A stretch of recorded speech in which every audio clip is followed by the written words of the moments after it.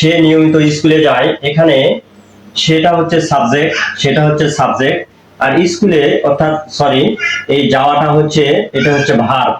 আমি present indefinite টেন্সের গঠনে বলেছি প্রথমে হবে সাবজেক্ট তারপরে হবে হচ্ছে ভার্ব, অর্থাৎ এইরকম আমি বলেছি প্রথমে সাবজেক্ট তারপরে ভার্ব তারপরে হচ্ছে অবজেক্ট অথবা আদার্স হবে, অর্থাৎ গঠনটা হচ্ছে এরকম এস ভিও, সাবজেক্ট তারপরে ভার্ব তারপরে অবজেক্ট।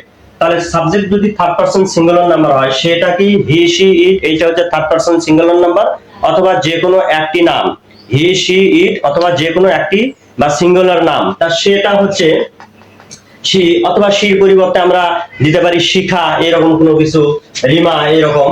তাহলে সে স্কুলে যায় তার মানে কি সে যায়, যাওয়ার ইংরেজি কি গো মানে যাওয়া, কিন্তু সেটা হচ্ছে থার্ড পারসন সিঙ্গুলার নাম্বার হওয়ার কারণে কি হবে গোর সাথে ইয়ে যুক্ত হবে, শি গোস টু স্কুল। এই টু স্কুলটা এটা হচ্ছে আদার্স, রেগুলারলি নিয়মিত স্কুলে যায়, এবং রেগুলারলি অ্যাডভার্ব সেটা আমি শেষে বসাবো। আর হচ্ছে adverb of place to school, স্কুলে যাওয়া, স্কুলের দিকে বুঝাইছে, স্কুলে মানে নির্দিষ্ট একটা স্থান বুঝাইছে। তাহলে শি গোস সে যায়, সেই স্কুলে যায়। তাহলে এটা হচ্ছে থার্ড পারসন সিঙ্গুলার নাম্বার হওয়ার কারণে ভার্বের সাথে এস বাই এস যুক্ত হয়েছে। এখন আমরা এটাকে যদি আমরা নেগেটিভ অথবা অ্যাফার্মেটিভ করি, সরি ইন্টারোগেটিভ মানে প্রশ্নবোধক অথবা হ্যাঁ বোধক তো আছেই, প্রশ্নবোধক অথবা নেগেটিভ যদি করি, ইন্টারোগেটিভ অথবা নেগেটিভ যদি করি, তাহলে সাহায্যকারী ভার্ব হিসেবে আমরা প্রেজেন্ট ইনডিফিনিটে কি নিয়ে আসবো হচ্ছে ডু অথবা ডাস।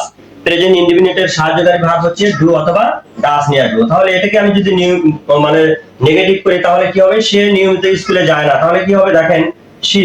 তাহলে মনে রাখবেন যে যদি এস বাই এস থাকে তাহলে অবশ্যই সাহায্যকারী ভার্ব হবে হচ্ছে ডাস, অর্থাৎ does not, she does not.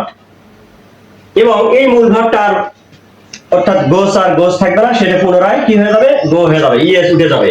She does not go to school regularly, to school regularly.